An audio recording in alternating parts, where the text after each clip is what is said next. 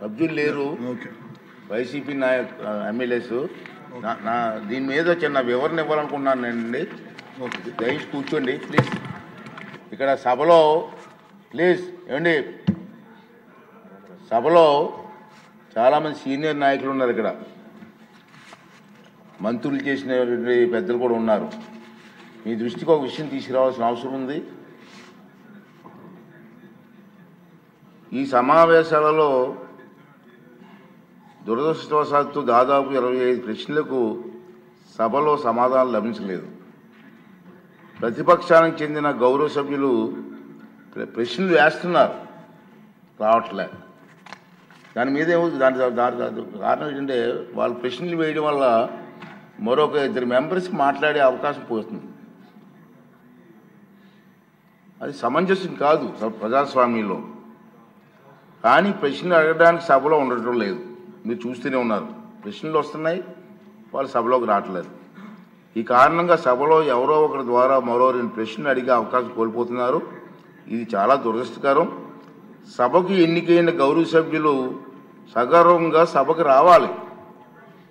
ప్రజలు ఎన్నుకున్నారు మిమ్మల్ని సభలోకి వెళ్ళి మా సమస్య మాట్లాడమని. సభకు రావాలి. ఎవరికీ కనిపించకుండా వచ్చి సభ్యులు హాజరు పట్టికలో సంతకాలు చేసి వెళ్ళిపోతున్నారండి, దొంగలలాగా వచ్చి.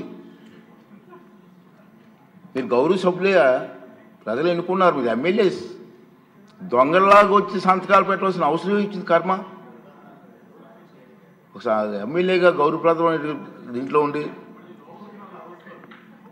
హాజరు పట్టికలో సంతకం చేసి సభకు ఆ మొహం చాటేయడం వారికి గౌరవాన్ని తగ్గించిందే తప్ప పెంచదని చెప్పి నా తాలూకా అభిప్రాయం.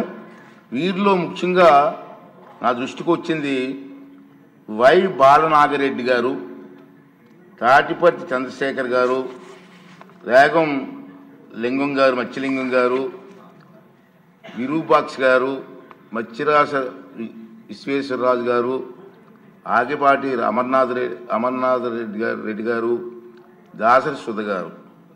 మనం చూసాం. మనం గవర్నర్ ప్రసంగం ముగిసిన తర్వాత అంటే ఫిబ్రవరి 24వ తేదీ తర్వాత వేరు తేదీల్లో ఫిట్నెస్ రిజిస్టర్లో సంతకాలు పెట్టేట్టు నా దృష్టికి వచ్చింది.